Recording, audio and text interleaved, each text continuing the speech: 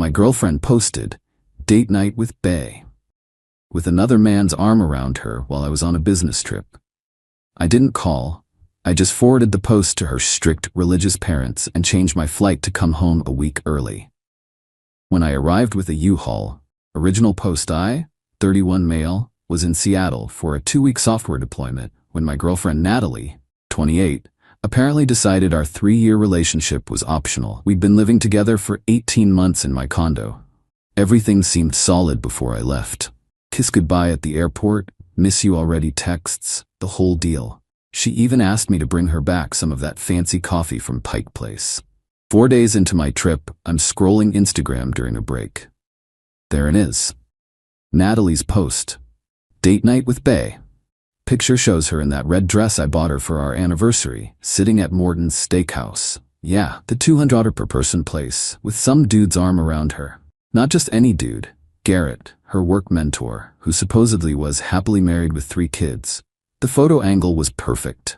His wedding ring hand conveniently out of frame, her looking at him like he hung the moon. 106 likes already.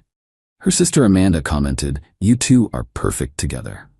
I sat there in my hotel room staring at my phone. 3 years. 3 years of building something, and she posts evidence of cheating like she forgot I existed. Or worse, like she didn't care if I saw. My first instinct was to call, scream, demand answers. Then I remembered who Natalie's parents were. Robert and Diane, old-school Southern Baptists who still thought we were sleeping in separate bedrooms, who made us sit through a 2-hour lecture about living in sin when they found out we'd moved in together, who Natalie had been lying to for our entire relationship about basically everything, from us sharing a bed to her weekend wine tours with friends. So I didn't call Natalie. I screenshot the post, opened Facebook, found Diane's profile. She posts Bible verses every morning at 6 a.m. sharp. Sent her the screenshot with a simple message. "Mrs. Morrison, thought you should see what Natalie posted while I'm away on business. I'll be handling our living situation when I return. Ethan." Then I called the airline. Changed my flight to come back a week early. Cost me $400 but worth every penny. Booked a U-Haul for pickup the day I landed. Called my buddy Craig, who'd been crashing on his brother's couch after his own breakup. Me, "Hey man, my condo's about to have a vacancy. Interested in moving in? Rent's $1,200 a month." Seriously, that's incredible, but what about Natalie? She's exploring other options. Oh, she? Yeah, I'm in. When? Saturday. Then I muted Natalie's number and went back to work. Had a deployment to finish. Update 1, the fallout begins. The text started within 2 hours, from Natalie 62 unread. "What did you do? My mom is freaking out. Dad's driving here right now. This isn't what it looks like. Garrett is going through a divorce. I was just being supportive. You forwarded my post to my mother? Ethan, please call me. This is so manipulative. You're ruining my life over a misunderstanding." From Amanda, her sister, 14 unread. "You're such a petty little man. She was just having dinner. You know Garrett's marriage has been over for months. How dare you involve my parents? You're supposed to trust her." From Diane, her mom. "Ethan, we need to discuss this situation. Please have Natalie call me immediately. We are praying for you both." I didn't respond to any of them, just kept working, presenting to clients, running installations, my phone buzzing constantly in my pocket. That night, Natalie tried calling 31 times. I know because the phone kept count. She left 8 voicemails that I deleted without listening. Then came the Instagram stories. She posted a black screen with text, "When someone you love betrays your trust by trying to turn your family against you." Really? I betrayed her trust? Next morning the narrative shifted. New story, for everyone asking, yes, I had dinner with a friend who's going through a hard time. No, I didn't cheat. Some people just want to create drama where there isn't any. Her friends rallied in the comments. "Men are so insecure. He sounds controlling. You deserve better, babe." Meanwhile, Robert, her dad, had called my phone once, left a voicemail. "Ethan, this is Robert Morrison. I've seen the photograph. Natalie has some explaining to do, but involving us was inappropriate. We'd appreciate a callback to discuss this like adults." Like adults? Rich, coming from the man whose adult daughter has been lying to him for 3 years. Wednesday night, Natalie got creative. posted a photo of herself crying with the caption, "When you're just trying to help a friend through his divorce and your boyfriend accuses you of cheating, trust is everything in a relationship." That's when I almost broke. Almost called her. Then I remembered that dress. That was our anniversary dress. You don't wear your anniversary dress to comfort a friend about his divorce. I screenshot that post too, saved it for later. Thursday, things escalated. Natalie figured out I'd changed my flight, probably from the airline app we shared login info for. The texts got frantic. "You're coming back early? We need to talk before you do anything crazy. Where are you staying?" "Ethan, I know you're reading these." "Fine, I'll be at the airport when you land."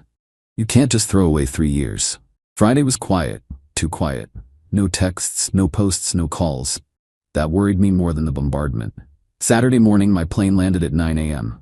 As promised, Natalie was there at baggage claim, but not alone. She'd brought backup, Amanda and, surprisingly, Garrett himself. Natalie ran toward me. I sidestepped. "Ethan, please, let me explain." Garrett stepped forward, trying to look authoritative in his designer polo and khakis. "Hey man, this is all a misunderstanding. Natalie and I are just friends. I'm going through a rough divorce, and she's been supportive." "Cool story. How's your wife feel about your friendship?" "We're separated." "Since when? That's personal." "Was it personal when you had your arm around my girlfriend at Morton's?" Amanda jumped in. "Oh my God, it was just a photo. You're being so dramatic." Dramatic is posting date night pics with another man while your boyfriend's out of town. I'm being practical. Natalie, tears streaming.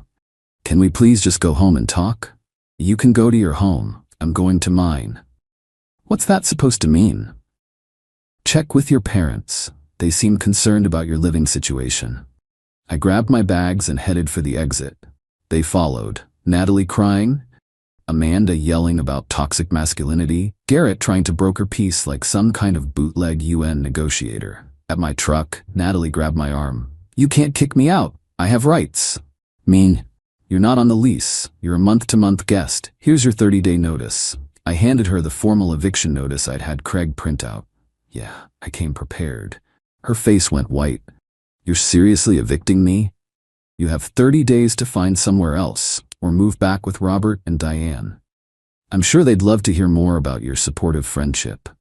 Update 2. Moving day. I drove straight from the airport to U-Haul. Craig met me there with 2 of his buddies. Natalie had beaten me to the condo, probably broke several speed laws doing it. When we pulled up with the truck, she was on the balcony, phone in hand, recording everything. "I'm documenting this harassment," she yelled down. Craig looked at me. "Is she serious?" "Very." We went up. I unlocked the door to find Natalie had barricaded herself in the bedroom. Classic. "Natalie, we're here to pack my things. You can stay in there." "Your things? Half this stuff is mine. The furniture I bought, the TV I bought, the kitchen appliances I bought, those things? I contributed. You bought throw pillows and that wine rack. They're yours." We started packing my stuff. Everything I'd paid for, which was basically everything except decorative items and her clothes.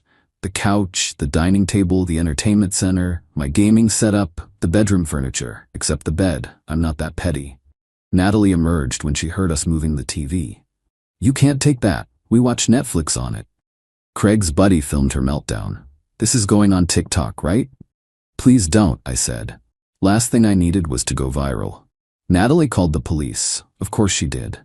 2 officers showed up about 20 minutes later. Natalie ran to them immediately. "They're stealing everything. He's leaving me with nothing." The older cop looked tired already. "Ma'am, is your name on the lease?" "No, but did you purchase these items?" "We purchased them together." I showed the officers receipts on my phone, every single purchase in my name, my credit card. The younger cop nodded. "Sir has every right to remove his property." "Ma'am, do you have somewhere to stay?" Natalie started ugly crying. Not regular crying, the kind with snot and hyperventilating. "This is financial abuse." The older cop, "Ma'am, breaking up isn't abuse. Let them finish and sort the rest out in civil court if needed." That's when Robert showed up. Full suit on a Saturday, looking like he was ready for church. He surveyed the scene. U-Haul, boxes, crying daughter, police. "Natalie Marie Morrison." She froze. When Robert uses the full name, someone's in trouble. Dad, he's being more patient than I would be. Officers, thank you. Ethan, might we have a word? We stepped aside while Craig's crew kept loading. Robert, I don't approve of your method of informing us. I don't approve of being cheated on. Natalie swears nothing physical happened. Would you tolerate Diane posting date night photos with another man? His jaw tightened. No, I would not. What would it take for you to reconsider? A time machine. He nodded slowly. I'll handle Natalie. She'll be out within the week. She has 30 days legally. She'll be out within the week, he repeated, giving Natalie a look that could freeze hell. Update 3. The entitlement escalates. Natalie did not, in fact, leave within a week. Instead, she dug in, posted constantly about surviving abuse, starting over with nothing, and when someone shows you who they really are, believe them. The comments were gold, though. Her Aunt Martha, Diane's sister, commented, "Didn't you post about a date with another man?" Natalie deleted that real quick. Day 3 after the move, she changed tactics. Suddenly, Garrett was at the condo constantly. His car in my assigned parking spot, him carrying groceries up, the two of them posting stories from my balcony with wine glasses. Craig texted me, "Dude, she's trying to make you jealous." Me, "She's making my eviction case easier." I documented everything. Every photo, every time his car was there overnight, violation of the lease guest policy. Every post about her new beginning, with location tags at my condo. Day 5. She served me with a demand letter from some lawyer. She wanted $15,000 for unlawful eviction, her share of the furniture value, 3 months of living expenses, pain and suffering damages, return of gifts I'd given her. I forwarded it to my lawyer cousin Tommy. He laughed so hard he choked on his beer. She wants money for gifts? And she's squatting in your place? This is amazing. Can I frame this? Tommy sent back a response that basically said, "Oh no, and here's a formal eviction notice with a court date." That's when Natalie went nuclear. Update 4. The Scorched Earth Campaign. She called my work, told HR I was emotionally unstable and making threats. Thank God my boss Kyle knew the situation. I'd been smart enough to give him a heads up when I got back. Kyle to HR, "Ethan's been nothing but professional. Please mark this as harassment and note it in case she calls again." She posted on LinkedIn about surviving narcissistic abuse in the tech industry. Didn't name me, but all our mutual connections knew. My response? I commented with the screenshot of her date night with Bae post. Just the image. No words needed. She deleted the entire post within an hour. Then came the really dirty move. She told her parents I'd been abusive. Physically abusive. Robert called me immediately. "Ethan, Natalie's made some serious accusations." "Robert, check the date she's claiming I hurt her. The 15th. I was in Seattle, have plane tickets, hotel receipts, and was literally presenting to 40 people at Microsoft that day." Long pause. "I see. Robert, your daughter needs help. She needs more than that. We're coming tomorrow." The next morning, Robert and Diane showed up with a moving truck and 3 men from their church. Natalie tried to refuse them entry. Diane, in the sweetest southern voice, "Honey, you can either pack your things like a lady, or we'll pack them for you. But you're leaving this poor man's home today." "You can't make me." "Actually, we can.